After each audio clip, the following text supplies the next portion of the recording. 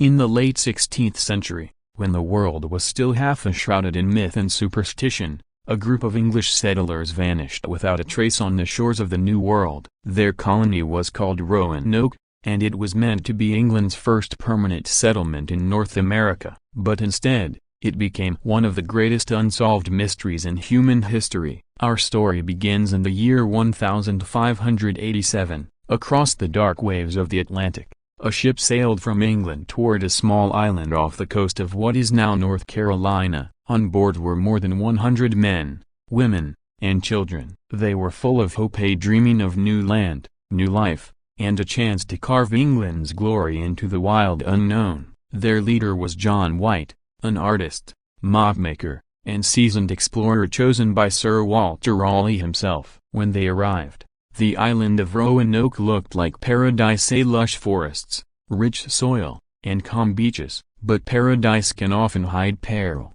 The local tribes, already wary of foreign visitors, kept their distance. Food was scarce, and storms battered their small wooden homes. Still, the settlers built their community, determined to survive in this strange new world. Among them was White's own daughter, Eleanor Dare, who gave birth to a child soon after landing as the first English child born in America. Her name was Virginia Dare. That tiny baby symbolized hope for the new colony, a broken bar hope that would soon turn into haunting legend. A few months later, their supplies began to run dangerously low. Tensions grew. With winter approaching and the settlers desperate, John White made a difficult decision. He would sail back to England to gather more provisions and return as quickly as possible. But fate had other plans. When White reached England, he found the country at war with Spain. The Spanish Armada was threatening to invade, and every ship, every sailor, was needed for England's defense. White begged for a ship to return to his family, but his pleas fell on deaf ears. It would take him 3 long years to finally make his way back to Roanoke. When he did a broken bar, the colony was gone. The settlement stood silent under the summer sun. Houses had been dismantled, tools rusted, and the fences broken down. There were no signs of struggle, no bodies, no graves, just emptiness. Every single settler, including his daughter and granddaughter, had disappeared without a trace. The only clue was a single word carved into a wooden post: CROATOAN. Nearby, another carving on a tree read CRO. White's heart pounded. CROATOAN was the name of a nearby island, home to a friendly tribe that had once helped the English. Was it a message? Had his people moved there for safety? White immediately wanted to search for them. But storms and dwindling supplies forced his ship to turn back to England before he could investigate. He would never return to America. For centuries, the fate of the Roanoke colonists has puzzled historians, archaeologists, and storytellers alike. What really happened on that lonely island? One theory suggests that the settlers simply moved to CROATOAN Island, now called Hatteras, and merged with the native tribe. Some modern archaeological findings, European tools, pottery fragments, and even a few genetic traces among descendants of local tribes lend credibility to this idea. Perhaps they found refuge and adapted, blending into the culture of those who welcomed them. But others believe the truth was darker. There are stories of violence between settlers and tribes, of famine and disease, and of internal conflict. Could they have perished and their remains simply lost to time and nature? Then there are the more chilling theories, whispers of curses, spirits,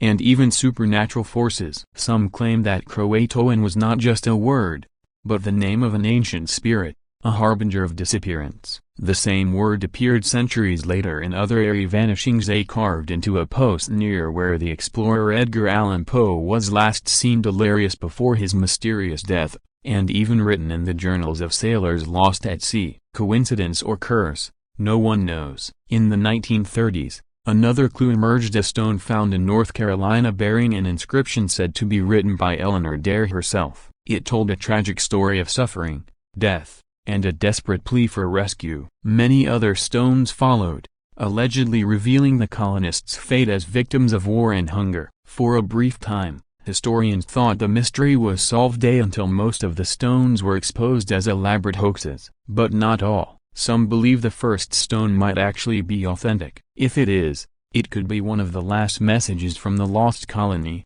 a fading cry from a vanished people. Even today, The island of Roanoke feels heavy with the unknown. Locals tell of strange lights in the woods, the echo of children's laughter on still nights, and eerie shapes moving through the fog where the colony once stood. Some say the ghosts of the settlers still wander the island, searching for a way home that never came. Modern archaeology continues to dig for answers. In recent years, new discoveries shards of 16th century pottery, remnants of European tools have been found miles inland from the original site, suggesting that some colonists may have split into smaller groups and tried to survive elsewhere. Maybe they did adapt, maybe they lived in a broken bar, their English identity lost, their fate swallowed by time. Yet, the mystery of Roanoke remains unsolved. No documents, no confirmed graves, no final proof, just a single word, CROATOAN, echoing across more than 4 centuries of silence. Perhaps that's what makes the story so haunting. It's not just about a vanished colony,